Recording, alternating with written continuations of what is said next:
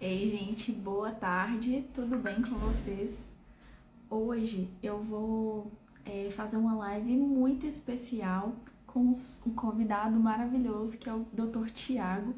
O Dr. Tiago ele é cirurgião plástico, especialista em cirurgias corporais, né? Então, quem tá aí pensando na possibilidade de fazer uma lipo, de fazer uma mastopexia, já entra aí nessa live, porque hoje vai ser dia de tirar todas essas dúvidas, né? Principalmente quem é mãe e tá aí nesse processo de retorno ao corpo, vai ser muito interessante. Eu vou convidar agora o Dr. Tiago para ele participar e para a gente dar início a esse bate-papo.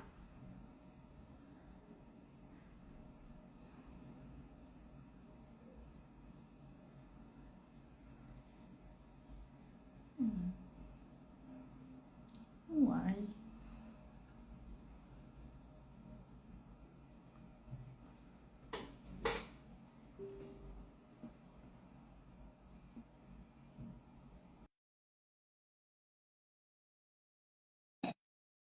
Como muitas pessoas sabem, eu trabalho, né, com gestação, pós-parto, pós-operatório.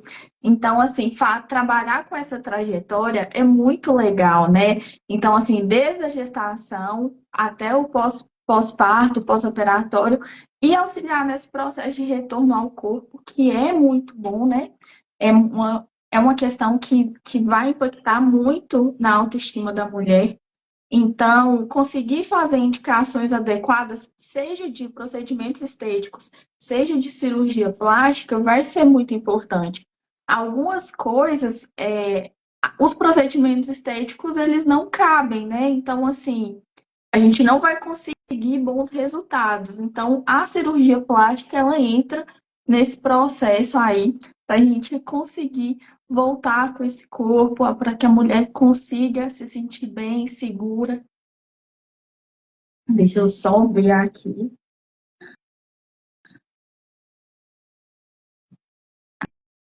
Ah, agora acho que foi.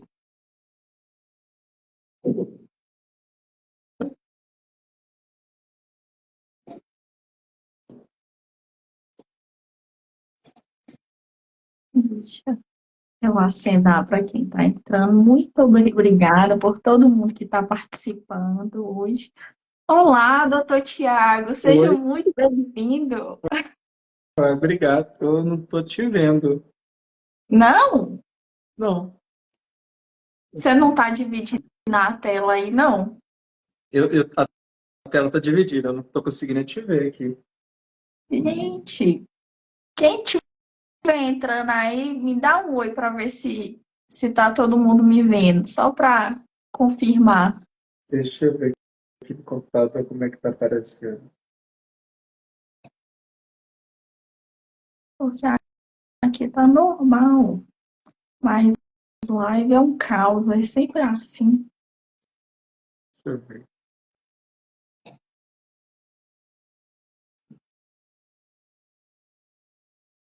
Deixa eu entrar aqui para eu ver também como é que tá.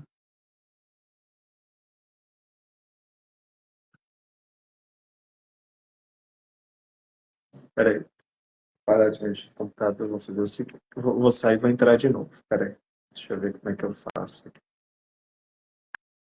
Ah, eu entrei aqui e tá aparecendo normal, Tá Thiago. aparecendo normal? Tá. Ah, Às tá. vezes, às vezes é compartilhamento de tela que tá com alguma coisinha, mas não preocupa, não. Não, tá joia. Ô, Thiago, mas seja muito bem-vindo. Muito obrigada por ter aceitado participar dessa live. Acho que esse trabalho em conjunto esclarecer essas dúvidas, né? Porque é um tema que ele tá muito em alta cirurgia plástica, só que todo mundo tem suas dúvidas, tem seus receios, e levando em consideração esse tema que a gente está trazendo, né? Que é a cirurgia plástica após a maternidade, é, tem muitas mães que têm algum receio, por mais que tenha alguma coisa que incomoda, elas ficam meio com medo de fazer alguma coisa, né? Mas hoje a gente vai esclarecer todas essas dúvidas, posto que vai sair um bocado de gente aqui querendo operar. Não, com certeza. Você pode se apresentar um pouquinho, Thiago, para a gente saber um pouco? Meu nome é Thiago Winter, eu sou cirurgião plástico, né, aqui em Belo Horizonte. Sou mineiro, fiz o curso de cirurgia geral, curso de cirurgia plástica, todo aqui em Minas Gerais. E já há aqui em Belo Horizonte, já deve ter uns quatro anos já que eu já estou aqui em Belo Horizonte. Estou com a clínica aqui na Raja Gabarga, sou vizinho da Morgana, né, Morgana? Ai, E colado. a gente se conheceu por acaso há pouco tempo aqui do prédio. E está sendo muito bom a gente trocar figurinhas, trocar pacientes, né? E eu trabalho mais na área de cirurgia plástica corporal, gosto muito da facial também, de procedimentos cosmiátricos, e é isso. Maravilhoso. Para a gente introduzir esse tema, eu acho que é um termo que poucas pessoas conhecem, né, Tiago? Que é o Mummy Makeover. Você podia falar um pouco sobre esse tema, né? Assim, porque no pós-parto existem várias demandas, né, estéticas. Entre elas, a flacidez, né? Às vezes a gordura localizada. Falo que assim, depois do parto, a mulher ela fica com as gorduras localizadas que às vezes ela não tinha antes de ter filho, né? Parece que o tecido ele se redistribui ali de uma forma diferente. As estrias também, a flacidez, as mamas, né? Após a amamentação. Com certeza. Esse termo, mummy makeover, né? Que é um termo americano, né? Ele foi mais difundido em torno aí de 2000 e basicamente ele engloba vários procedimentos que buscam justamente isso, trazer de volta ou melhorar queixas estéticas da paciente quando termina a gestação, né? Então, por isso, mãe terminou a menstruação, a gestação, né? Em geral, ele engloba um conjunto de cirurgias. Geralmente estão relacionadas à cirurgia de mama, lipoescultura e abdominoplastia. Igual você falou, durante quando termina a gestação, nenhuma gestação, nenhuma cirurgia é igual a outra, assim como nenhuma gestação é igual a outra. Tem mulheres que passam por um período gestacional e de recuperação, que elas se recuperam praticamente, voltam a ser praticamente a mesma pessoa, e tem algumas que sofrem mais alterações durante a gestação e aí acabam precisando buscando um procedimento para fazer um retoque, voltar a ter aquele corpo, aquela definição, né? A gente sabe que durante a gestação, o corpo materno, ele vai gestar uma criança, né, em torno de 3, 4 quilos, que é o peso normal de uma criança. Então, o corpo da mulher, ele se transforma totalmente. Independente da mulher decidir amamentar ou não, a mama vai se preparar para gerar o leite. Independente dela conseguir ou não amamentar, a mama vai se preparar. Tem todo um monte de alterações hormonais que vão fazer com que a pele do abdômen consiga distender para englobar o feto, englobar a placenta. Tem toda uma questão hormonal que vai interferir nos músculos, né, do abdômen, que vão permitir que esses músculos se afastem durante a gestação e que ao final da gestação, tudo aquilo que foi alterado para manter o bebê ali durante o período gestacional, todas essas alterações vão cessar e o corpo da mulher vai começar a voltar ao normal. E, como você disse, às vezes, com toda essa redistribuição de tecido, esse aumento os ligamentos da mulher, eles se tornam mais flácidos para aguentar aquele peso a mais, né, durante a gestação. Então, quando termina o período gestacional, nem tudo volta exatamente como estava, né? E cada mulher é diferente, né? Algumas vão ganhar em torno aí de 8 quilos por gestação, outras ganham 10, 12, e tudo isso interfere, né? Mas, basicamente, esse termo engloba um conjunto de cirurgias que a gente pode realizar juntas ou não, a gente pode separá-las também. Mas, basicamente, a gente constitui cirurgia de mama, de abdômen e geralmente liposcultura, né? Que são várias áreas do corpo que a gente vai trabalhando. Foi muito interessante isso que você falou, assim, independente da paciente ela querer amamentar ou não, tem essa pitose, né? Assim, porque durante a gestação, a mulher, ela tem um ganho de mama. Quem for mulher e já tiver filho, comenta aqui se aconteceu isso também, que acaba que tem um ganho de mama muito significativo, né? Às vezes a mama ela duplica, triplica de tamanho, e ali tá um processo gravitacional, né? Então, assim, vai ser um peso maior ao longo desses meses aí, que vai ter um pouco mais de flacidez, às vezes vão ter pacientes que vão ter estrias mama e abdômen desde a gestação, né? Então, independente dessa questão da amamentação, né? Porque eu acho que existe um mito muito grande, né? De falar assim, ah, porque amamentou, o peito caiu e tal. Não necessariamente, né? Não necessariamente. E assim, algumas mulheres já entram na gestação. Isso é até uma coisa que eu acho que tem que ser derrubada, porque existe um conceito que algumas mulheres trazem. Antes de ser cirurgião plástico, a gente é cirurgião geral, a gente é médico, né? E, e eu já acompanhei lá na minha formação várias mulheres e vi esse conceito.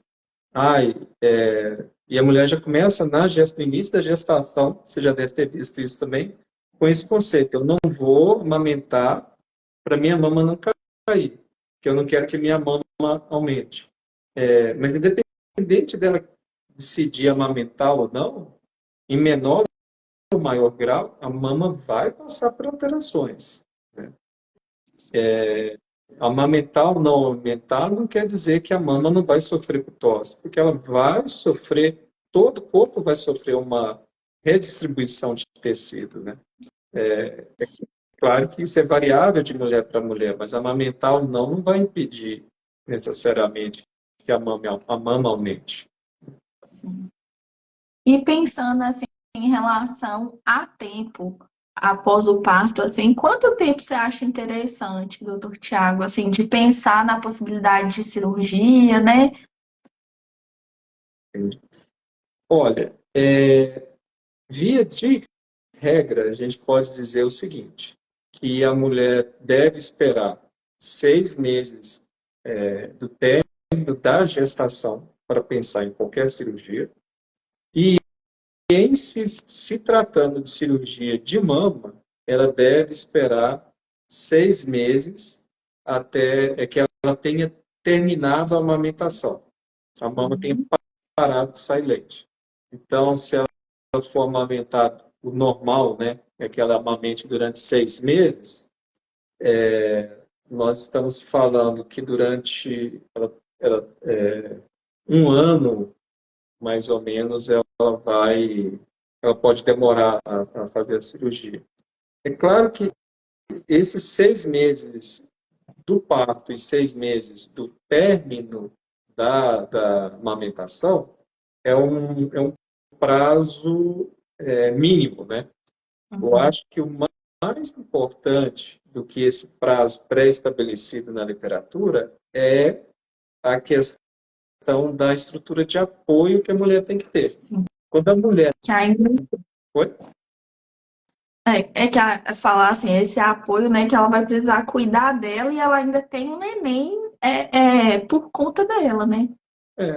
Porque quando a mulher vai operar e ela não tem o bebê, não tem uma criança pequena, às vezes tem filho, mas o filho já está crescido, ela a estrutura de apoio é um dos quesitos que eu mais me preocupo com os pacientes minhas que vão operar. Por quê? Porque ela operando, ela vai depender de outras pessoas. Vai depender de alguém para ajudar na alimentação, vai depender de alguém para ajudar ela a caminhar dentro de casa, e ela tem que caminhar, vai depender de alguém para os hábitos de higiene, banho,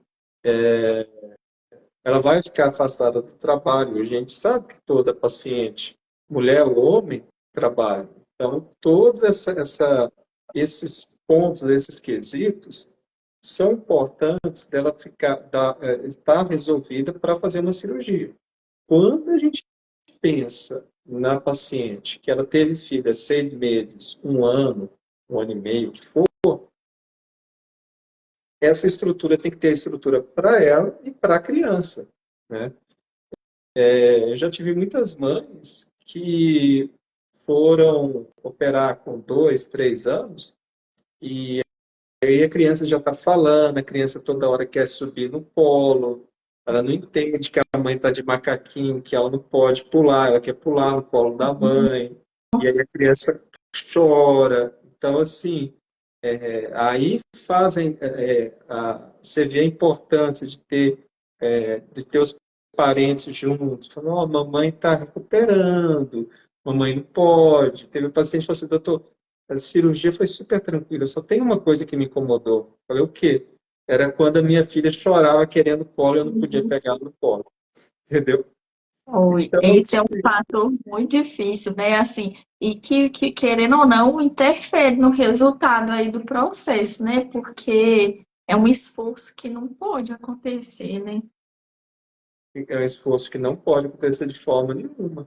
É um período assim, a gente vai, dependendo da cirurgia, de 15 a 30 dias de recuperação. Se a gente pensa numa academia que a gente vai demorar mais, agora assim, carregar a criança, e são coisas que a gente tem que pensar antes, pontuar antes com a paciente, porque às vezes ela pensa que é só dar o ponto, é só o curativo, mas tem uma série de quesitos que a gente já está acostumado a ver nas nossas pacientes, que quando a gente começa a pontuar isso para a paciente, ela começa a ver a necessidade dessa estrutura de suporte. Então, assim, 6 meses depois do parto, 6 meses depois de amamentar, é um tempo mínimo. Mas o mais importante é essa estrutura de apoio.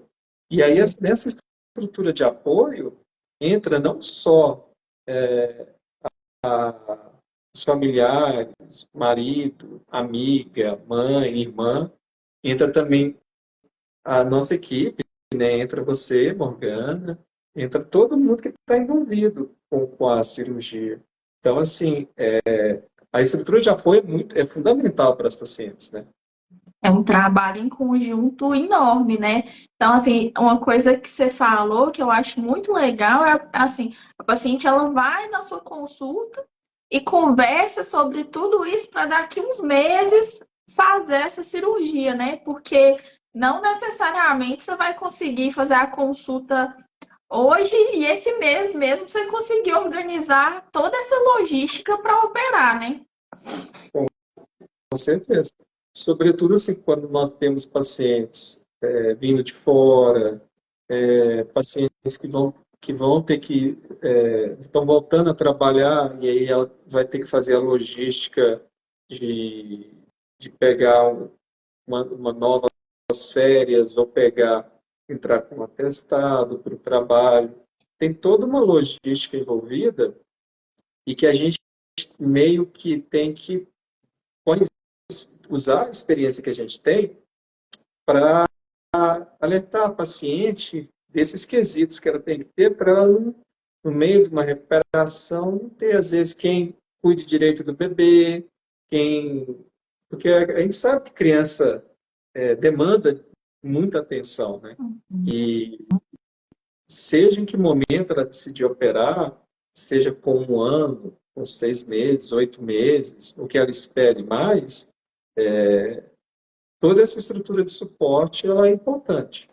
E um outro fator que eu até estava deixando de comentar, né, qual o momento ideal, é qual que é a perspectiva, né, que a paciente tem de estrutura familiar.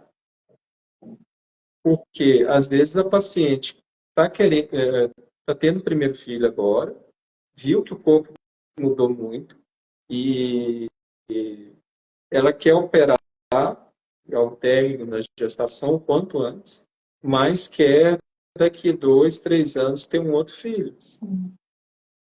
Né? E isso é muito comum. Às vezes a paciente quer ter 2 filhos, quer ter 3 filhos, e isso vai prejudicar, vai atrapalhar o resultado que a gente conseguir na cirurgia. Né? Então, essa perspectiva de planejamento familiar também tem que ser levada em conta. Né? E assim, vindo desse ponto também em relação à manutenção de peso, né, Tiago? Porque às vezes uma paciente que ela consegue desenvolver hábitos adequados, alimentação adequada, e mantém bem aquela cirurgia, tem muitas pacientes que elas têm outros filhos, volta e o corpo fica bom, assim, porque lipo, por exemplo, se você mantém bem, você não perde aquilo, né? Assim, a pessoa, eu fico brincando que a pessoa tem que se esforçar muito para perder uma lipo. Com certeza. Eu digo o seguinte, de forma geral, a gente fala para paciente que toda oscilação de peso, 5 quilos para mais, 5 quilos para menos, já vai ter alguma interferência no resultado. Uhum. Porque se você, seja na mama, seja no abdômen, você retira, né, principalmente no caso da gestação, ao término da gestação, a paciente a gente vai estar. Uma das coisas que nós vamos estar tratando é a flacidez de pele. Sim. Se a paciente perde 5 quilos, né, e geralmente se ela não vai com peso estabilizado para a cirurgia, é muito comum isso acontecer, aquele tecido que ficou, ele vai voltar a ficar flácido. E se ela aumenta o peso, aquele tecido, aquele abdômen, ele vai voltar a abalar.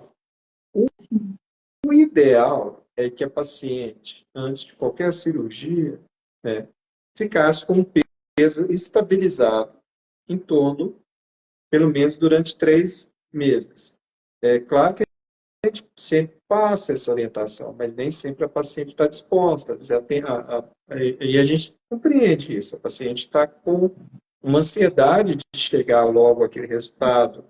Ela, muitas vezes, tem prazo. Às vezes a paciente pensa assim, olha, meu bebê nasceu, eu quero operar, porque no mês tal vai ser meu aniversário, vai ser o meu aniversário de casamento, vai ser o aniversário da minha outra filha, né? É alguma data, e naquela data eu já quero estar recuperada.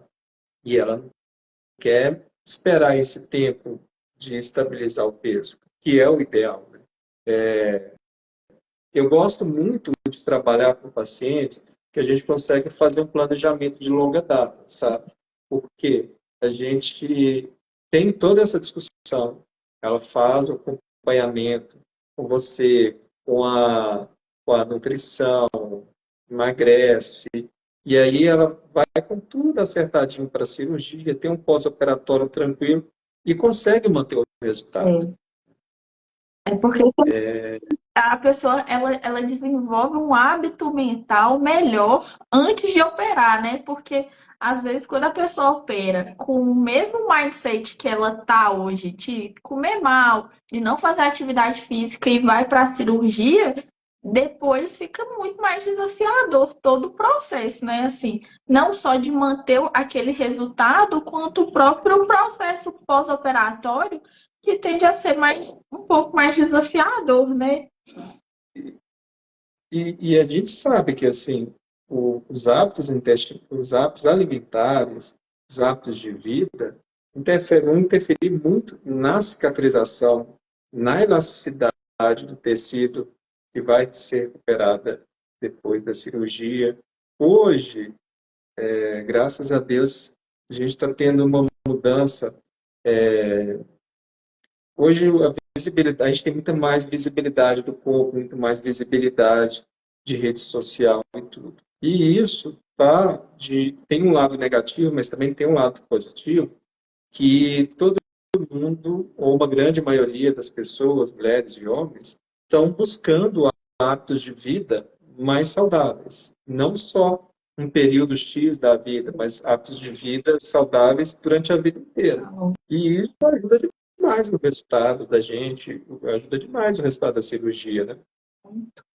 É absurda essa diferença, né? Assim, porque igual você pontuou, assim, uma coisa é a pessoa decidir operar, fazer algum procedimento pensando a longo prazo, né? Então ela não tem aquele tempo pré-estabelecido na cabeça de precisar daquele resultado. Já quando você opta por fazer um procedimento, porque você tem um evento, você tem um aniversário, tem qualquer coisa, aquilo fica muito limitado, né? Assim, nossa, vou fazer uma dieta, vou fazer o procedimento para ficar bem até tal ponto, até X, e depois disso, só ladeira abaixo, né? E a paciente, no caso que acabou de gestar, né, teve filho há pouco tempo, ela está vindo de um período que os hormônios estavam a mil. E ela sabe que ela está gestando. Então, assim, ela, em geral, a mulher vai aceitar variações na sua dieta que, de uma forma, se ela não tivesse gestando, ela não ia aceitar. Então, ela vai aceitar comer mais bobeira, mais gordura, mais massa. E é difícil, depois de um longo período de gestação e todo o impacto emocional que tem a gestação e depois que o filho nasce, ela chegar e voltar com aquela rotina rígida ali, né? Então, ela está vindo de um período, é como se ela tivesse tirado férias, né? Férias da dieta, férias da academia, e agora ela tem que voltar tudo de uma vez. Então, assim, é trabalhoso, não é fácil, entendeu? E até o próprio processo de pós-parto, assim, que é um período de muitas abdicações, assim, a mulher ela fica muito limitada, né, em relação a sair de casa, em relação ao tempo dela. Então ela acaba, não estou falando generalizado, né, mas na maioria das vezes, tendo como válvula de escape ali a alimentação, né? Ter o prazer de comer alguma coisa que ela gosta, né? Então, assim, esse ponto também de estar nesse peso ideal antes da cirurgia, né? Assim, vai ser muito importante. Porque ao mesmo tempo que tem algumas mulheres que perdem muito peso amamentando, tem mulheres que não perdem no pós. Então, isso precisa ser equilibrado ali, né? Com certeza. Um outro fator também importante, aí a gente já está até falando de resultado, você faz muito acompanhamento de paciente, né, que está gestando, que está se preparando.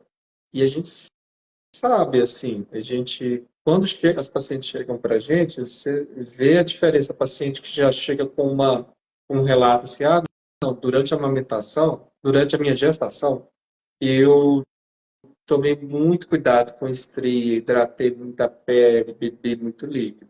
E aí você vê muito como você vê o paciente. Estrias, os pacientes vão desenvolver. Mas tem umas que desenvolvem mínimo. E tem outras que aparecem muitas estrias, ganham muito peso. Então, durante esse período aí, você deve ter visto muita diferença, até durante a gestação, desses cuidados, né? E isso define muito como a paciente vai chegar no final da gestação. Muito demais, assim, eu gosto muito de falar sobre isso, assim, com ela, sabe? Não só, não pegando no pé de forma alguma, assim, mas, assim, e pontuando algumas coisas, né, desse cuidado com o peso, cuidado com a pele, porque no pós, a autoestima, ela tende a ficar um pouco mais desequilibrada ali, né? A mulher, ela tende a ficar um pouco mais para baixo, assim. Então, esses cuidados para você voltar mais rápido vai ser muito importante para você ter um estado mental melhor mesmo, né? Tanto que a gente faz essa evolução toda, né? Vai lá, acompanha a gestação, aí chega no pós, a gente vai dando jeito ali no pós, no que dá esteticamente. E aí eu fico brincando, eu falo assim, gente, tem coisa que estética não resolve, é cirurgia.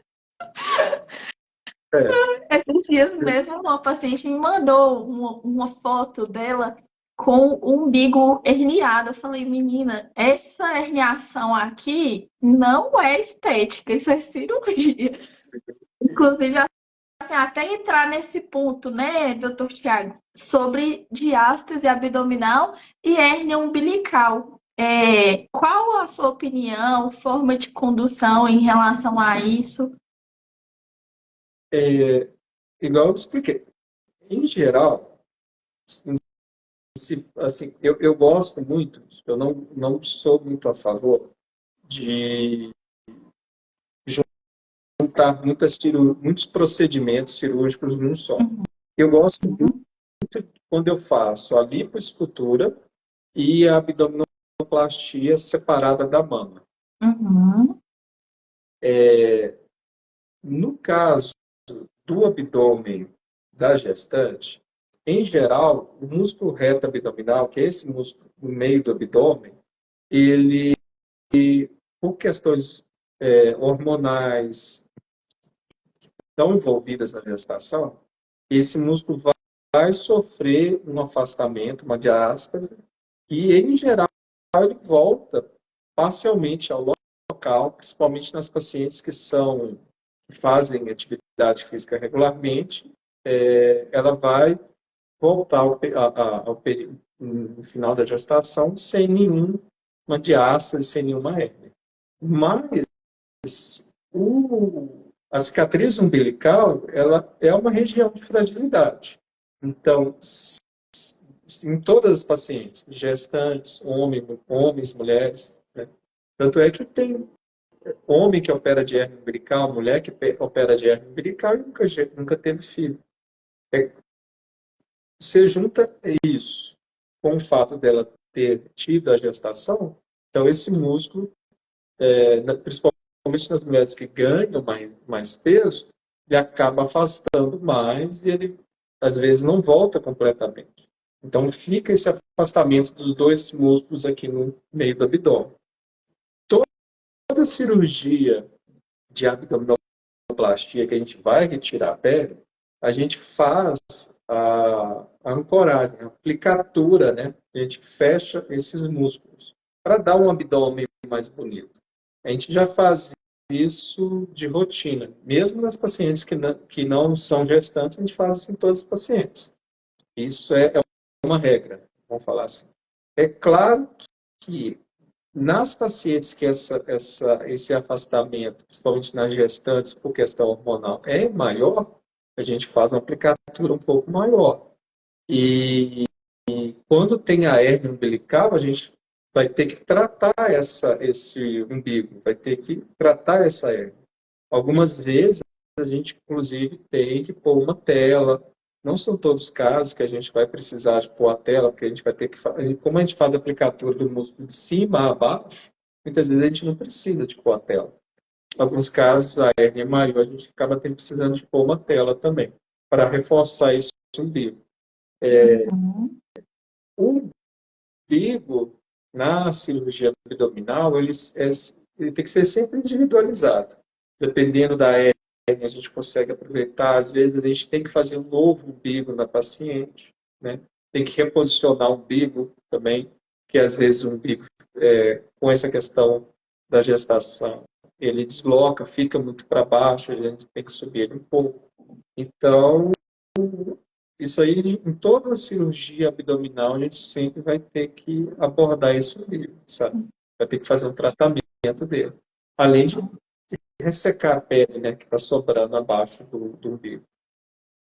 E quando a paciente ela não tem tanta pele, mas tem a diástase e a herniação, assim, tem jeito de trabalhar só essa parte, ou você acha que não é tão conveniente?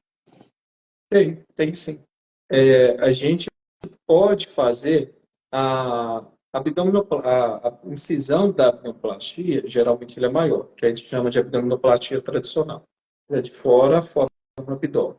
Quando a paciente tem muita pouca pele, que é uma situação, não é tão comum isso acontecer. Geralmente a paciente, depois da menstruação, ela acaba tendo bastante pele para tirar. Algumas vezes a gente precisa reposicionar esse umbigo, quando ela tem mais pele. Quando ela tem muito pouca pele, a gente geralmente não precisa reposicionar e tira só uma quantidade menor de pele na região inferior do abdômen.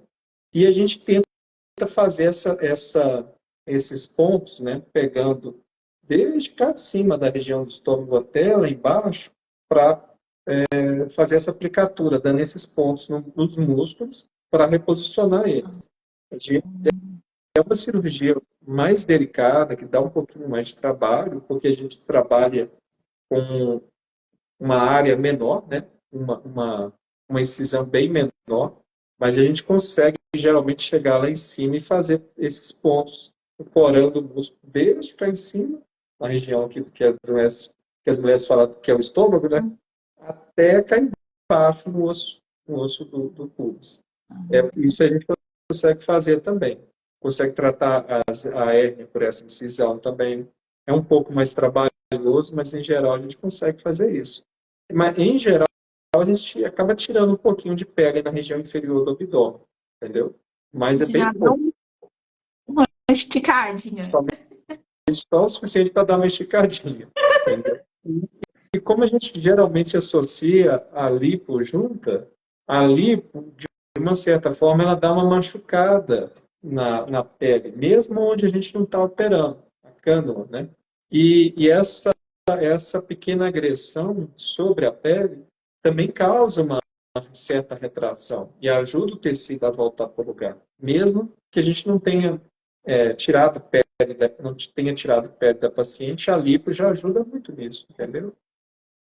Às vezes a gente tem uma visão muito negativa da fibrose, né? Só pensa na fibrose que é irregular, que é negativa, mas a fibrose fisiológica ali, né? Uma reorganização do tecido de colágeno ali embaixo, ele vai ser muito importante, né? Para melhorar essa retração, deixar a pele firme ali na região, né? Uhum. E em É, relação, oi? Pode pode falar, fica à vontade. a questão da fibrose depende muito do jeito como a gente tá se preparando para fazer a lipo, depende do pós-operatório que a gente pede para o paciente fazer as drenagens de acordo, né? Tem muito paciente que às vezes não dá tanta atenção a esses cuidados após a cirurgia. E isso é essenciais, né? É, faz muita diferença, né? Porque é uma série de condutas ali que vai interferir muito no resultado, né? Assim, às vezes chega paciente para mim, assim, com uma cirurgia meio que perdida ali, porque não fez um pós-operatório direito, né? Assim, as fibroses ficaram muito irregulares, o tecido ficou com muita aderência, né? Então, tanto essas manipulações, né? De drenagem linfática, quanto os exercícios respiratórios, os próprios exercícios de mobilidade, né? De acordo com a cirurgia, eles vão ajudar muito na redução dessas aderências. Então, assim, eu acho que hoje ainda precisa de mais educação em relação a isso, para que as pessoas tenham resultados melhores, né?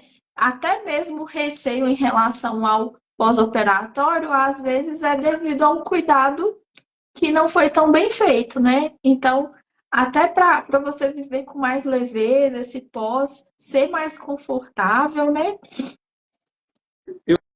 Eu acho o seguinte, quando a paciente consegue entender qual que é a perspectiva que a gente está querendo passar por ela, ela entende. Eu gosto de passar muito para as pacientes assim, como que vai ser o pós, que a cirurgia, esses detalhes da cirurgia, a gente passa para a paciente, mas acaba que ela não vê. Então, assim, na hora da cirurgia, ela está dormindo, ela não vai ver.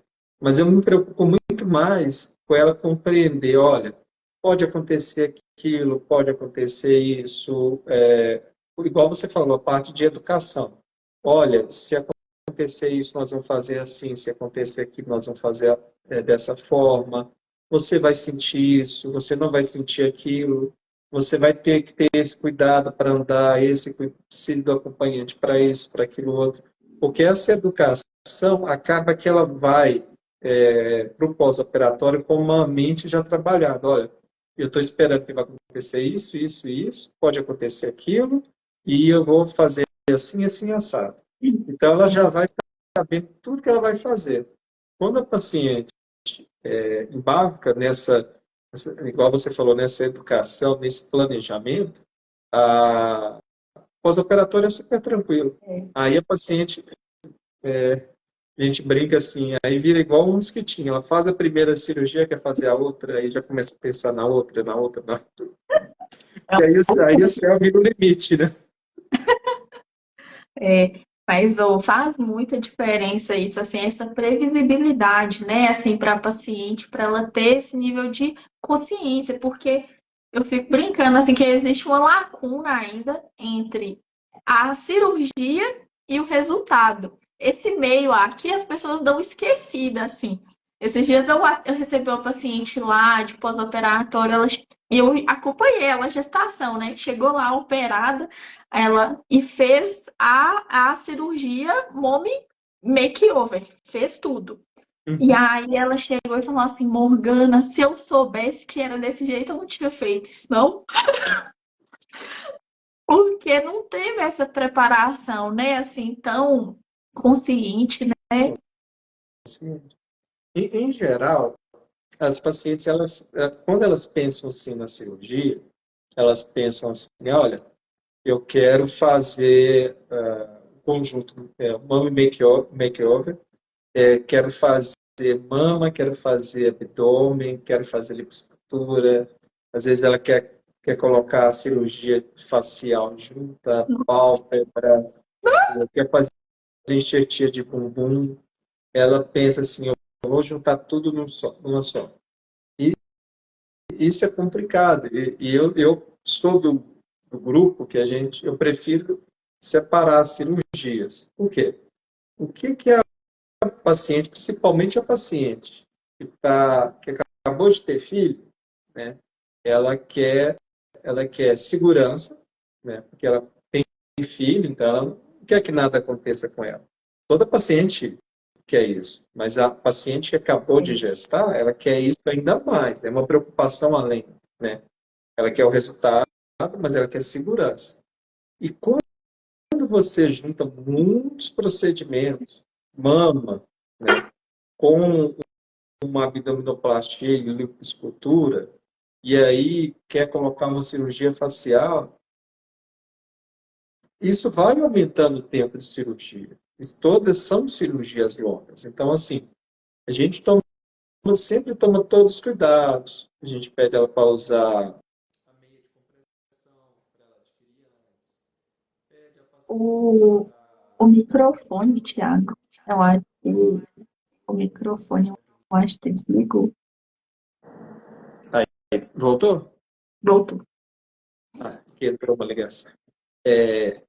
Quando a paciente pensa em fazer todas essas cirurgias juntas, ela vai somando o tempo de cada cirurgia.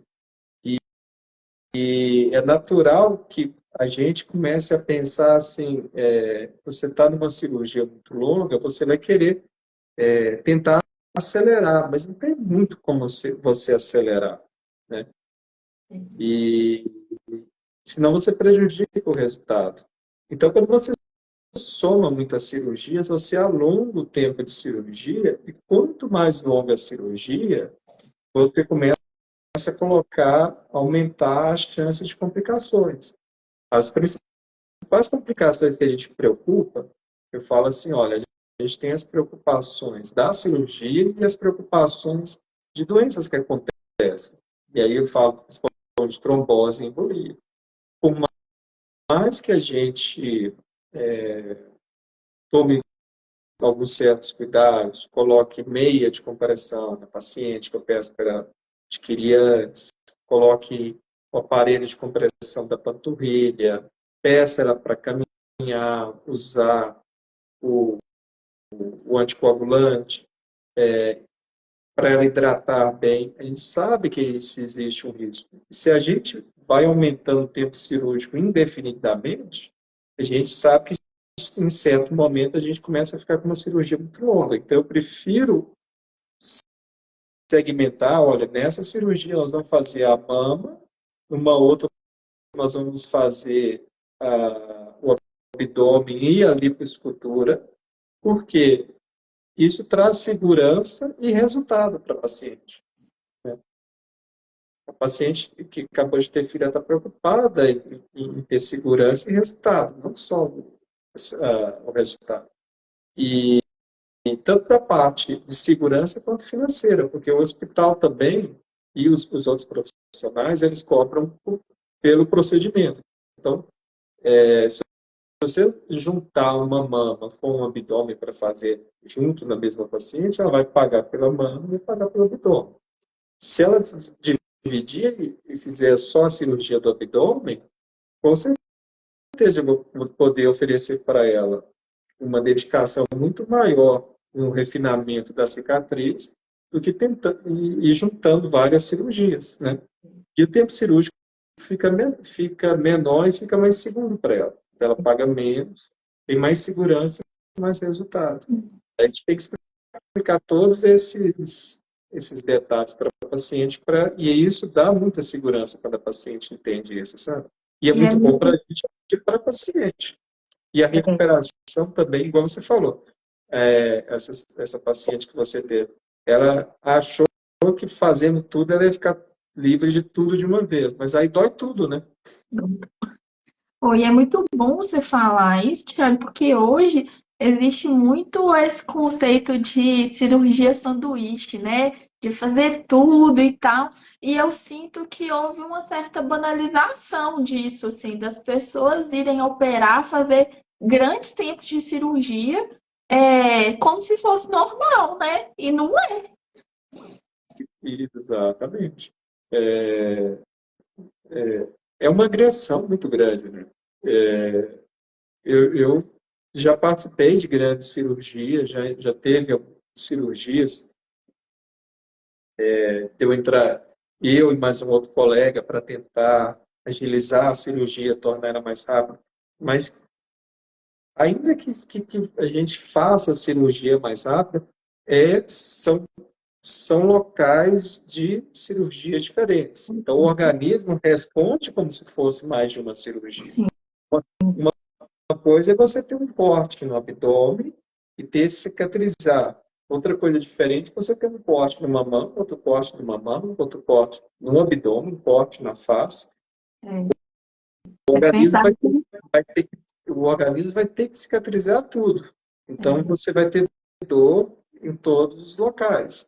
Às vezes, o remédio que você ia tomar para uma cirurgia, que você ia tomar que ia ser suficiente para uma cirurgia, e não vai te dar o mesmo conforto porque você está toda machucada. Então, essa segmentação, assim, né? Fazer as coisas, uma coisa de cada vez, né? As áreas vai ser muito bom para esse resultado, né? Para a forma como ela vai lidar nesse pós. Eu acho que traz uma experiência muito mais positiva, né? Nossa Senhora. É, por mais que a gente falou assim em relação a esse pós, será que você pode me falar um pouco quais são suas principais recomendações em relação a esse pós? Como que é o pós-operatório da Mami Makeover, que é uma cirurgia mais combinada, né? É, assim, vou falar em geral. A paciente, a gente sempre preocupa da paciente sempre movimentar, sair da cama o mais rápido possível. Então, para todas as cirurgias, mesmo ela usando macaquinho, tudo, eu sempre oriento o seguinte: cama para paciente no pós-operatório é para dormir. E ela vai dormir, e ela vai dormir à noite. É porque quando a gente pensa, a paciente às vezes já fez alguma outra cirurgia, uma cirurgia de vesícula, de apendicite, que o cirurgião geral fala assim, olha, você vai ficar uma semana deitado. Mas são cirurgias que a paciente recupera muito mais rápido do que uma abdominoplastia ou uma mamoplastia. Então, se você deixar essa paciente da cirurgia estética, ela vai ficar deitada. E a gente sabe que a paciente, para não ter trombo, para não ter complicação, ela tem que movimentar. Então, cama é para dormir. Dormiu, não vai ficar deitado olhando para o teto ou para a televisão, pensando na vida, vendo filme, não.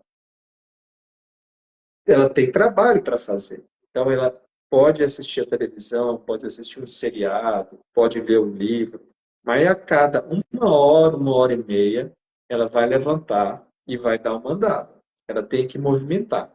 Isso é importantíssimo para evitar trombose. Isso já, estatisticamente, já mostra muito resultado. Mesmo ela tomando anticoagulante, se ela hidrata bem, toma 2, 3 litros de água por dia e movimenta, a recuperação é muito melhor. Então, essa paciente, ela tem que ter alguém próximo para ela, para ajudar ela a levantar da cama, principalmente nos primeiros 15 dias, que ela não pode forçar tanto o abdômen, ela tem que ter alguém para fazer essa parte, para não deixar ela ter esse esforço. Então, ela tem que movimentar. Ela vai ficar sentada no sofá, uma postura, tem toda uma postura adequada para ela não ficar toda dobradinha, tem que ficar um pouco esticada, mas ela tem que ficar sentada. Aí ela vai assistir um filme, ler um livro, o que for, e a cada uma hora e meia, ela tem que movimentar. Então, alguém vai ajudar ela a levantar, vai ficar perto dela para ela não ficar tonta. Muito comum o paciente, às vezes, pós-operatório, quando a gente pede ela para ter o acompanhante não fica tão perto, e aí a paciente fica tonta. É importante isso, ter um acompanhante ali para dar um suporte, principalmente nesses primeiros dias que ela está voltando a caminhar. A alimentação tem que ser uma alimentação mais leve.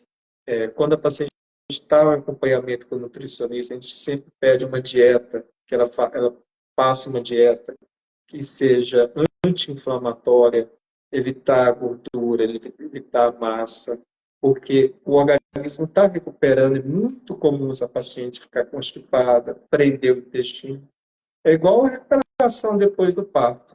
Às vezes a paciente começa a alimentar mal e o intestino prende, isso gera cólica. Então é a mesma recuperação. A gente pede, ó, vamos comer bastante fibra, beber muita água, hidratar muito. Tem que estar urinando constantemente, não pode deixar de urinar. Tem toda a drenagem que ela vai ter que começar a fazer. Nós temos, igual a sua parte, tem o taping, tem toda a tecnologia que você pode usar nessa fase de recuperação. Ela tem os curativos que ela tem que vir ao consultório para a gente trocar, para a gente avaliar, mas e na questão de atividade física, no mínimo 30 dias afastada de toda atividade física, academia, coisa assim mais pesada, ela só vai voltar com 3 meses, né? Mas basicamente esses são os principais cuidados que as pacientes vão ter que ter. É claro que sim, a cirurgia que mais demora para a recuperação, eu acho, é a parte abdominal, né? Porque tem todos esses pontos que a gente dá no músculo e esses músculos, quando eles se afastam e a gente dá esses pontos para juntar, na recuperação isso provoca um pouquinho de dor quando a paciente vai tentar movimentar, não é que fica doendo o tempo inteiro. Mas o abdômen é um pouco mais desconfortável. A mama, ela não é tão desconfortável a cirurgia da mama, porque ela fica um pouco dormente, né, no pós-operatório. Aí depois ela vai voltando ao normal. Excelente. Em relação à mama, as pacientes que já tiveram cirurgia de mama e depois de amamentar precisa fazer um retoque, assim. Você acha que é mais difícil? A abordagem ela é diferente? É uma abordagem diferente. A gente tem que ter cuidado seguinte. Primeiro, a gente tem que diferenciar 3 situações. A primeira é a paciente que nunca teve que mexer na mama. Outra é a paciente que já fez uma cirurgia na mama menos invasiva. E a terceira é a paciente que já fez uma mamoplastia com mastopexia e tudo mais. A paciente que nunca teve que mexer na mama, a vascularização da areola, da pele, ela está toda íntegra. Quando a gente está pensando, avaliando uma paciente fora do período menstrual, a gente avalia essas 3 possibilidades, 3 situações também. Mas falando em paciente gestante, em geral, a gente vai ter um excesso de pele, uma flacidez da mama, e vai ter uma mama que, durante a gestação, ela aumentou de volume, preparando a mama para amamentar, e depois essa mama vai perder volume, vai ter toda aquela redistribuição de volume, então essa mama vai ficar flácida e, às vezes, sem o volume adequado no local adequado. Então, em geral, no período pós-gestação, a gente está falando, quando a gente pensa em mama, a gente está pensando em ter que colocar, geralmente, alguma prótese, ou o paciente, às vezes, não quer a prótese, quer tentar usar a própria cultura dela, pode ser uma possibilidade também, mas a gente vai, em geral, vai ter que fazer a mastopexia. E aí a gente pode tentar fazer uma mastopexia, uma cicatriz em L ou uma cicatriz em T. Vai depender muito do que a gente vai encontrar de paciente para paciente. Isso é numa situação que a paciente ainda não mexeu na mama. Quando essa paciente já fez uma cirurgia, já colocou uma prótese, ou já fez uma mastopexia antes, porque ela perdeu peso ou teve um outro filho, a gente faz uma cirurgia com mais cuidado. Por quê? A gente sabe que toda a circulação do sangue que chega na pele da mama, ela vem atravessando todo o tecido mamário. Então, se ela já fez uma cirurgia ali, já colocou uma prótese ali, a circulação, a cicatrização da mama dela não é igual a uma mama que nunca foi operada. Ela tem uma cicatrização um pouco prejudicada. E a gente tem que levar isso em conta quando a gente pensa nessa cicatrização dela.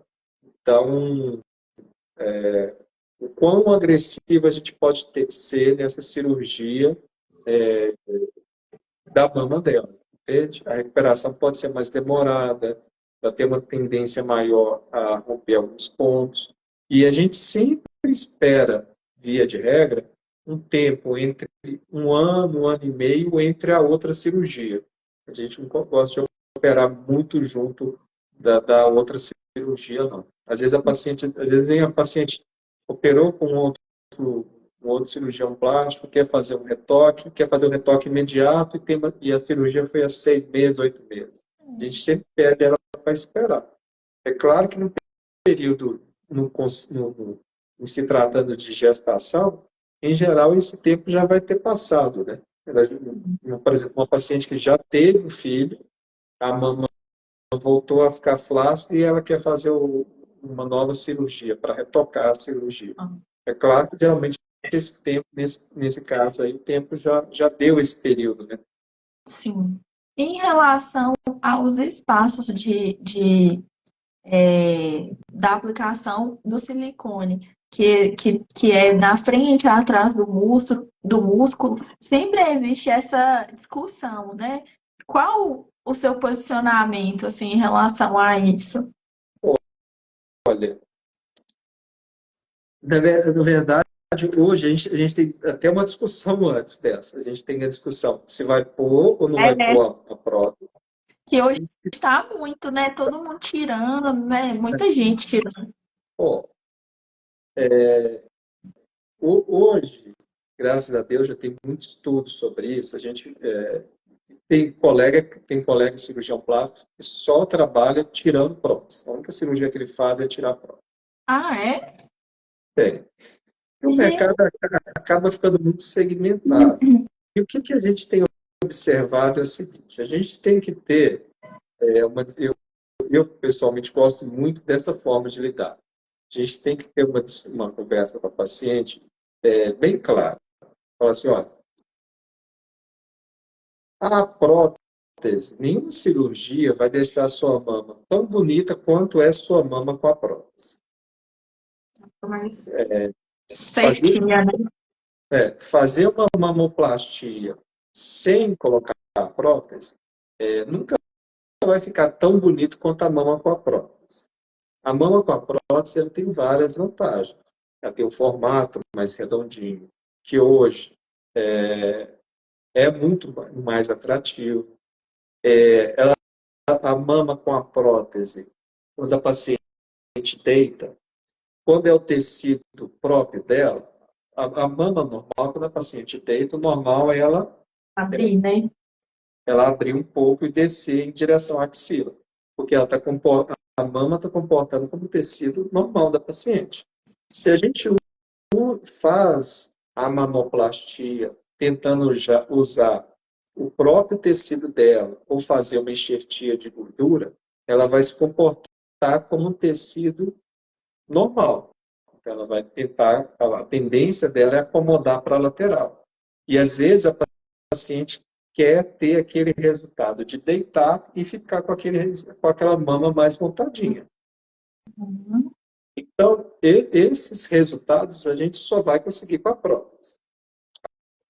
Agora, antes de colocar uma prótese na paciente, a gente tem que ver se a paciente aceita a prótese e se o corpo dela aceita.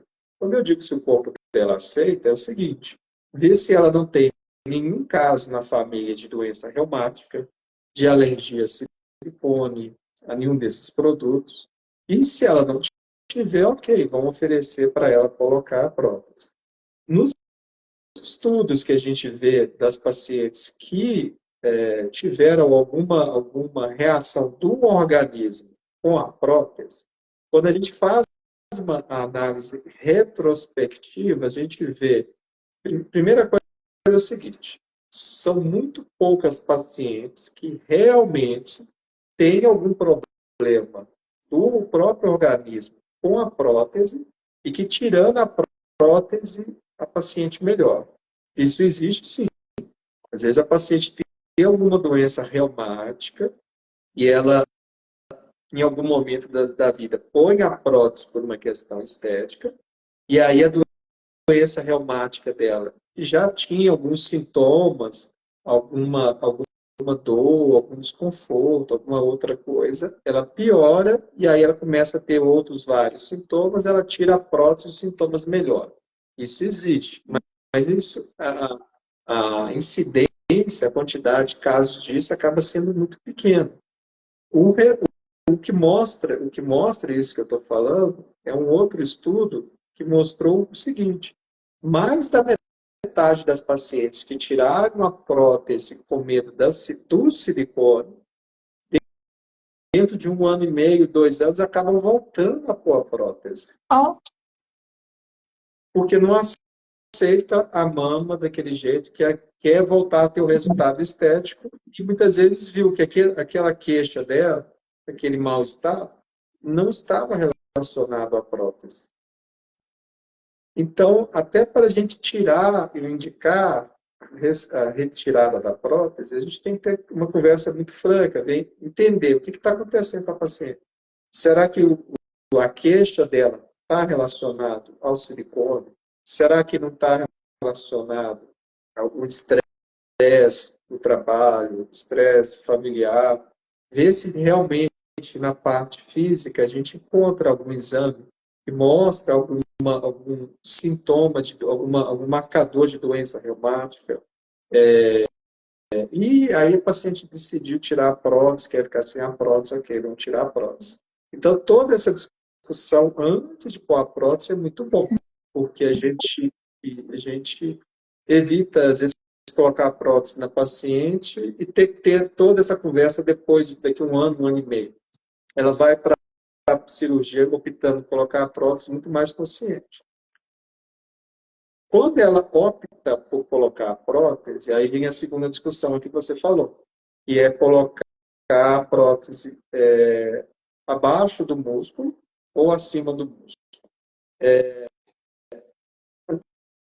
Até pouco tempo atrás, as pessoas falavam assim, não, põe sempre debaixo do músculo, que a prótese não vai cair. Mas a pele vai cair. Então, em cima ou abaixo, alguma coisa vai cair. Às vezes não cai a prótese, mas a pele vai ter uma flacidez. Eu digo o seguinte, ao longo da vida, geralmente a paciente, se ela tiver condições, ela vai operar a mama para manter a mama bonita umas 2 ou 3 vezes. Tem alguns detalhes, por exemplo, a prótese debaixo do músculo, ela tem uma tendência maior a subir, e não a descer. Então, o que geralmente acontece com o tempo é que a prótese sobe um pouquinho e a pele desce. Então, a areola que antes estava olhando para cima, às vezes ela começa a olhar para baixo e acaba precisando de uma cirurgia daqui a uns 10 anos para reposicionar essa areola, para fazer um retoque aí. A prótese acima do músculo, ela fica, muitas vezes, um resultado mais natural, mas ela tem uma tendência maior a ceder com o tempo e também precisar de uma outra cirurgia. No final das contas, a gente vai depender, entre decidir de uma forma ou da outra, a gente vai depender também da quantidade de tecido, de gordura que a paciente tem, vai depender da qualidade da pele. Se a paciente tem muita gordura, a gente pode colocar a prótese acima do músculo, que não vai alterar tanto. Se ela tem uma pele de pior qualidade, a prótese debaixo do músculo vai esconder melhor essa prótese. Então, tem muitos pontos aí que a gente tem que levar em consideração. Se essa paciente já está fazendo a cirurgia porque a mama cedeu, às vezes tem a vantagem de colocar a prótese debaixo do músculo, porque ela vai segurar mais a prótese. A cirurgia acaba tendo uma duração maior. É muito individualizado essa abordagem, sabe? A gente tem que discutir todos os prós e contras com a paciente para entender melhor essa postura. Porque tem muitos argumentos a favor de pôr abaixo do músculo e tem outros de pôr abaixo da glândula, sabe? Eu já ouvi muito assim, se for a primeira cirurgia, coloca na frente do músculo para quando você for refazer de novo, o espaço da musculatura ainda tá virgem, né? E aí já vai lá e coloca atrás do músculo. Mas é muito complicado, né? Assim, de fato, é muito individual, né? Não tem como você engessar as recomendações. A gente, na verdade, a gente tem que estar, eu vejo assim, a gente tem que estar apto ver conhecer o maior número de técnicas e dentro do que a paciente vem para a gente analisar o corpo dela e tentar individualizar para aquela paciente o que vai caber melhor para ela. Dentro da perspectiva dela, olha, tem paciente que fala assim, eu só quero operar uma única vez na vida, não quero operar outra. Tem paciente que já vem com uma flexibilidade maior, entende que a cirurgia, ela tem o resultado da cirurgia, ele não é eterno. E se ela quiser manter aquele resultado, ela vai ter que daqui 5, 10 anos vir fazer um refinamento, tirar mais um pouquinho de pele. Quando a paciente aceita isso, entende isso, a gente muda o tipo de abordagem que a gente vai fazer com ela. A prótese acima do músculo, ela fica um resultado, na maioria das vezes, muito mais natural. Se a paciente quer um resultado mais natural, é esse. Agora, às vezes, a paciente é muito magrinha, se você colocar a prótese de baixo, acima do músculo, a prótese vai marcar demais. Aí já é o oposto, fica antinatural, a gente tem que pôr debaixo do músculo, entendeu? É muito complexo isso aí, mas a gente tem que discutir tudo isso com a paciente. E existe também essa mudança no comportamento do pós-operatório, se vai ser uma ou se vai ser outra, né, Thiago? Que a tendência de atrás do músculo ser um pouquinho mais desconfortável, né? A, a, a prótese de baixo do músculo, a gente vai ter que abrir um espaço que antes não existia. A gente vai ter que puxar o músculo para cima. Na prática, a sensação que a paciente tem é como se ela tivesse tomado um soco em cada mão. E aí a paciente vai sentir essa distensão do músculo, que a prótese vai estender o músculo, como se tivesse tomado um soco. E isso vai demorar uns 3, 4 dias para esse músculo começar a acostumar com essa prótese ali de baixo, porque ele estava no lugar dele. E aí, de repente, você distende o músculo, é a mesma coisa de você estar correndo, cair e distender o músculo da perna. Ele não fica dolorido uns 3, 4 dias até ele recuperar, voltar ao normal. O músculo do peitoral vai ser a mesma coisa, ele vai ficar distendido até o corpo acostumar com aquela distensão, vai demorar uns 3 dias. Aí você tem que passar um remédio um pouco mais forte para ela. Em geral, tanto na parte do abdômen, na parte da mama, onde você faz a incisão para tirar a pele ou para colocar a prótese, não é o local de dor. Esses locais onde tem a incisão, eles ficam um pouco dormentes nos primeiros dias, então a gente consegue manipular, tirar os fios, não incomoda muito a paciente, não. Mas a prótese de baixo do músculo, ela incomoda mais a paciente. A parte boa também é assim que hoje, com os recursos terapêuticos que a gente tem, é possível ter um conforto assim, maior, né? Antes, a cirurgia de mama, a gente usava o curativo mais o sutiã, né? Pós-operatório.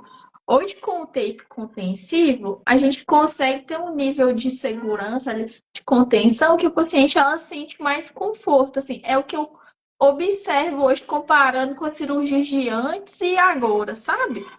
Então, acho que esses recursos também, eles ajudam muito, né? E o tape também, como ele distribui melhor tensão sobre a pele, ele ajuda muito na cicatrização onde a gente faz a incisão, né? Ele ajuda demais. Agora, de todas as cirurgias, a gente tem uma questão que eu acho assim, de todas as cirurgias, a mama é a que traz o melhor, faz a paciente se sentir melhor. Porque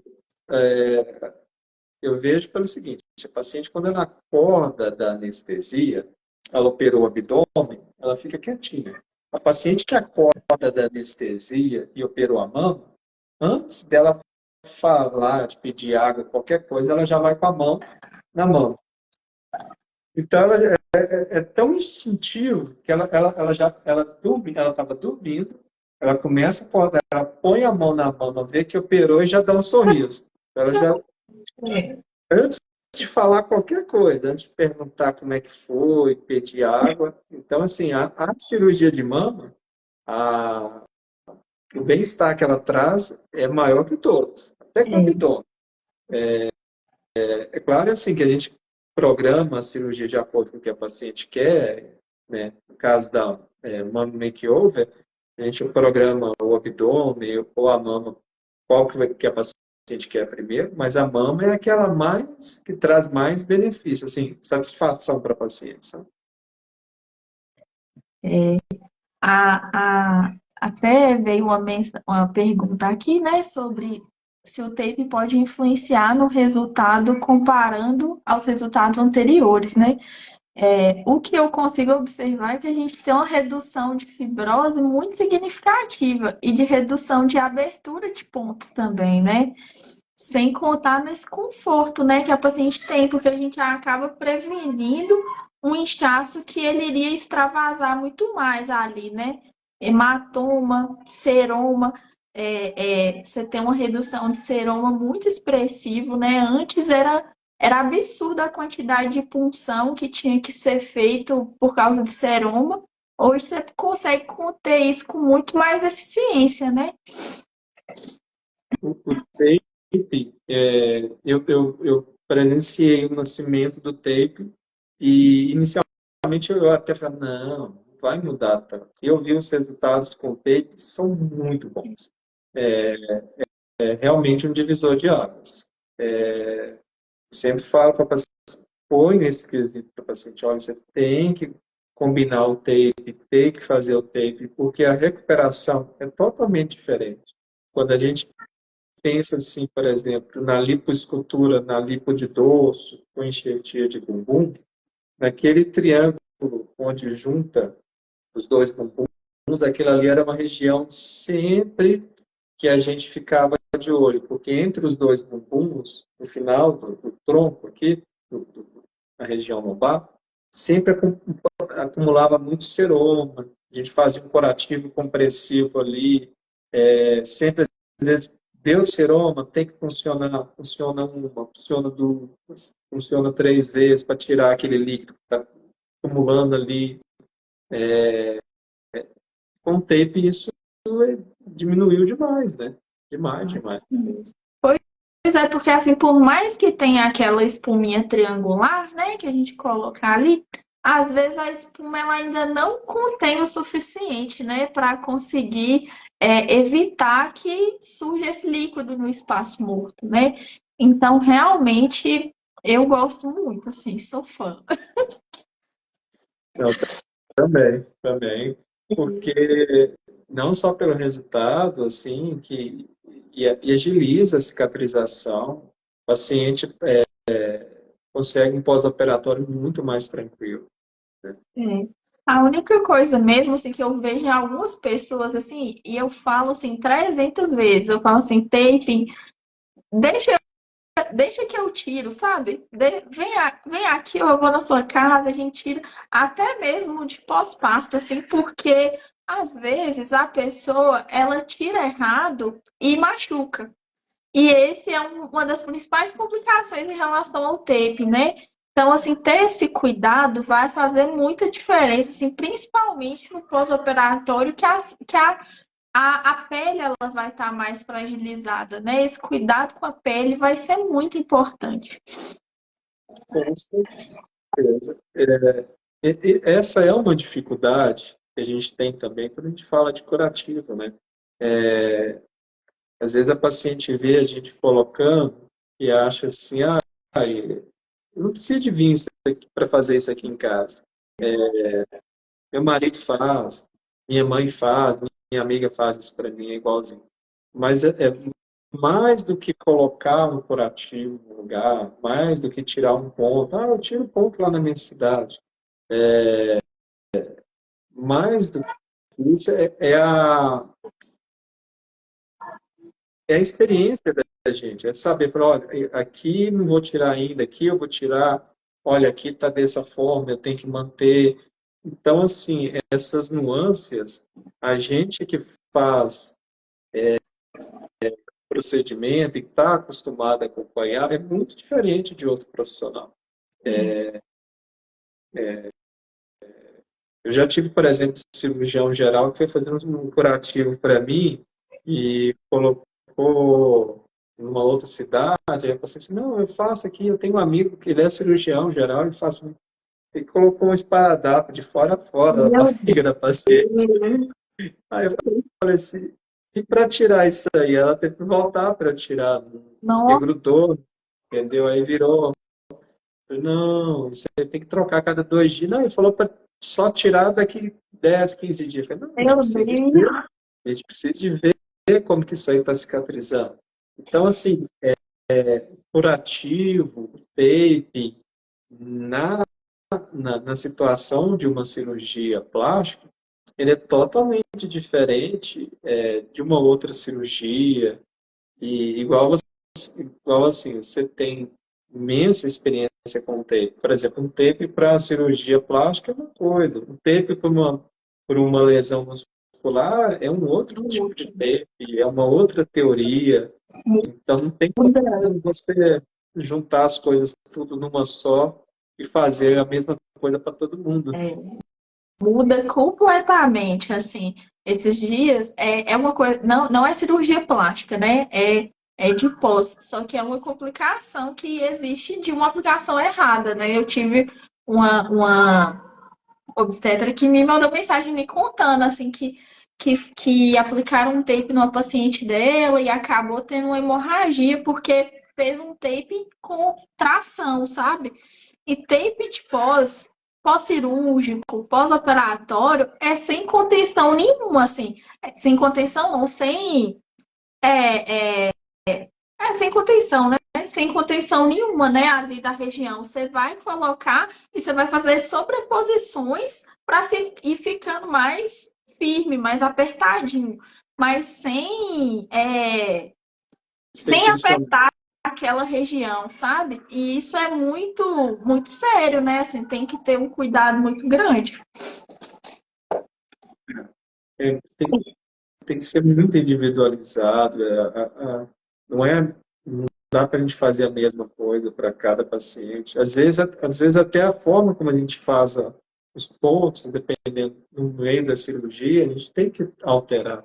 Então, Sim. e só a gente que pôs, igual você falou, que sabe, olha, não, aqui está na hora de tirar, agora que não está. E tirar em casa nunca, principalmente nessa parte inicial, nunca É, é a melhor opção. é, exatamente. Assim, se você fosse pensar em uma quantidade de dias, assim, que são dias de maior cuidado, Tiago, quanto tempo que você pensaria, assim, no pós, para as pessoas pensarem assim, gente, tantos dias eu tenho que ter mais cuidado, tem que ter esse nível de rede de apoio, de segurança, de cuidado mais próximo. Olha, os primeiros 15 dias é o período mais importante da gente acompanhar. Às vezes, dependendo do jeito que está a cicatrização, a gente às vezes consegue liberar a paciente 15, 20 dias para voltar para a cidade dela, quando ela não é daqui.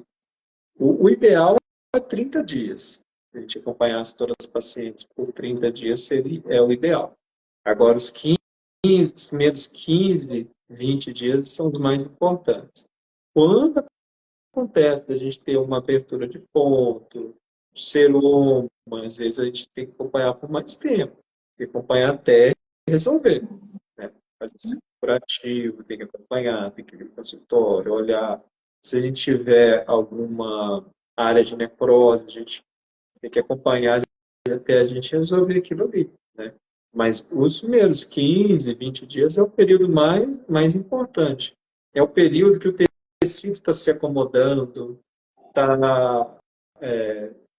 vou falar assim, está chegando no lugar. É o período que a gente tem que abordar as fibrosas, né? Tem que fazer as drenagens. Mas quando a gente começa a ver alguma nodulação surgindo, é o período que a gente observa se vai ter alguma necrose, se vai ter algum ponto que vai arrebentar. É o período que a gente vai retirar, em geral, a gente retira todos os pontos.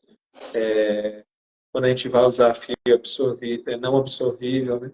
Então, é o período mais importante, é esse aí. É o período em que, em geral, a postura da paciente dentro de casa e os hábitos dela dentro de casa, né, vão interferir diretamente na cicatrização.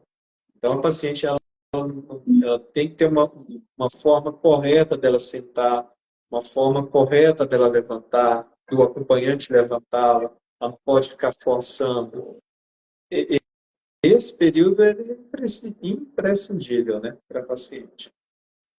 Demais. Então, assim, é um período ideal, né, para se organizar aí, para ter esse tempo mais disponível, né? Porque Uhum. realmente, assim, até em relação a esse cuidado pós-operatório, é um cuidado que a pessoa ela vai ter que ter um tempo maior para ter sessões mais próximas, né, de drenagem, das terapias em geral, né, uso do LED, uso da microcorrente. Se for necessário aí, se aparecer alguma necessidade, usar ultrassom focado ali nessas fibroses que estão com um pouco mais de aderência, né? Então é uma fase que a gente consegue prevenir muita coisa, é chegar nos 30 dias e tá ok, assim. Paciente que eu pego depois do primeiro mês e ainda tem fibrose, ainda tem alguma coisa, eu já fico assim, alguma coisa não deu tão bom aqui. É, essa abordagem inicial, principalmente nessa fase de cicatrização. Hoje a gente tem tanta tecnologia nova É, que, igual eu falei, às vezes uma mama já foi mexida, o abdômen que já foi operado previamente, e a circulação não está boa, mesmo que a gente espere um ano e meio para reoperar, às vezes a paciente está vindo de outro colega, e a gente espera esse período e opera, achando que a circulação está toda boa, já recuperou, às vezes tem alguma área que não está cicatrizando adequadamente. Hoje a gente tem tanto medicamento que pode aplicar, a gente tem oxigenoterapia, tem a hiperbárica, tem um curativo com pressão negativo que ajuda tanto nessas cicatrizações.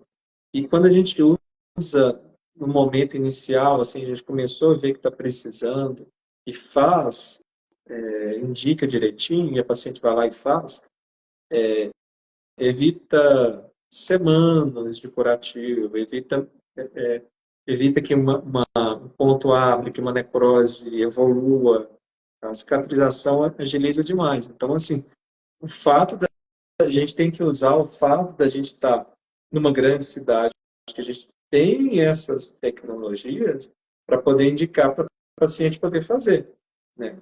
é Se a muito paciente, se a gente, a paciente veio, quando a paciente, eu penso o seguinte, a paciente veio de uma outra cidade, uma cidade menor, ela quer que a gente tenha esse conhecimento técnico e tem essas tecnologias aqui na cidade maior para poder usar quando a gente precisa, por que não usar, né?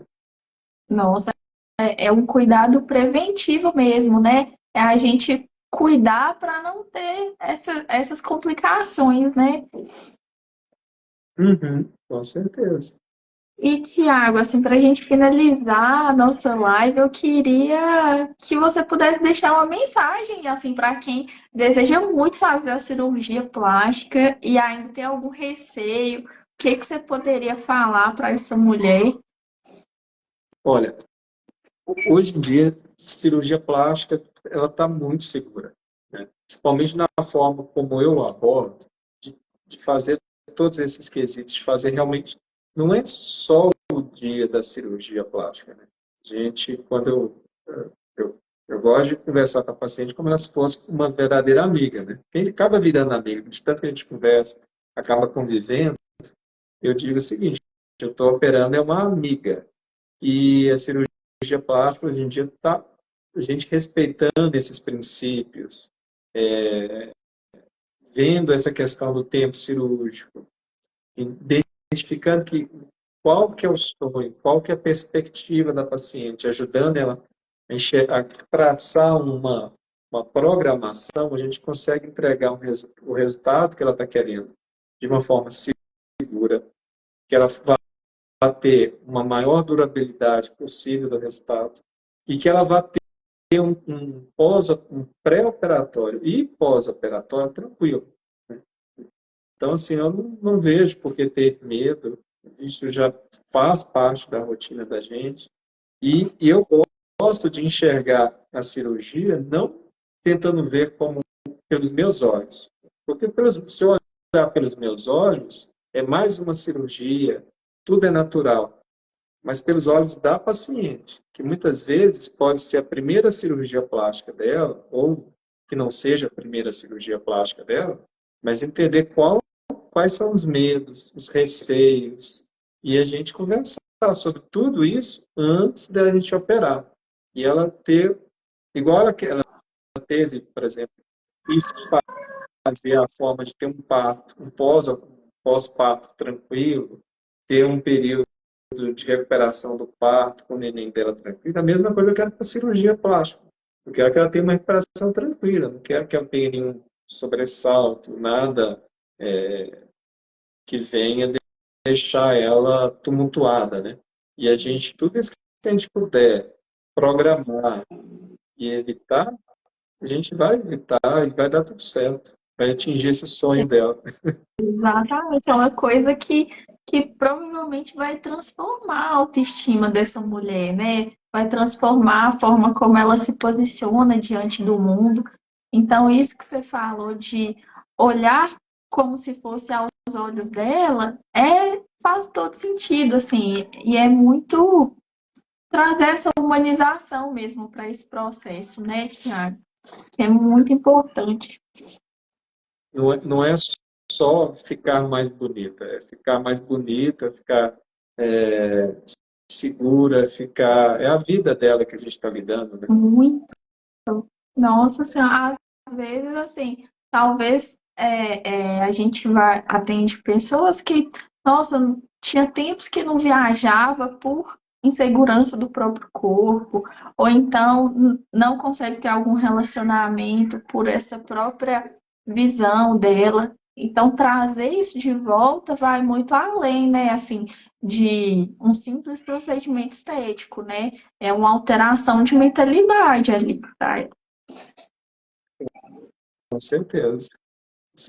Ó, então, a gente fica por aqui, né, Tiago? Foi um prazer enorme ter esse bate-papo com você. Muitíssimo obrigado pelo convite. É um prazer enorme para mim estar com essa parceria, assim, trabalhar em conjunto com um médico que tem esse olhar tão humanizado, tão cuidadoso, me dá uma paz no coração tão grande. Com certeza. A gente tem que ver as pacientes como pessoas, né? Como pessoas que a gente está atendendo para. A gente está levando o sonho da estética, mas também a gente está lidando com vida, com sentimento, né? A gente tem que ter uma visão mais humanizada disso. Verdade. Então tá, muito obrigada. Eu vou finalizar por aqui, tá bom? Então, Até joia. a próxima. E eu que agradeço a parceria.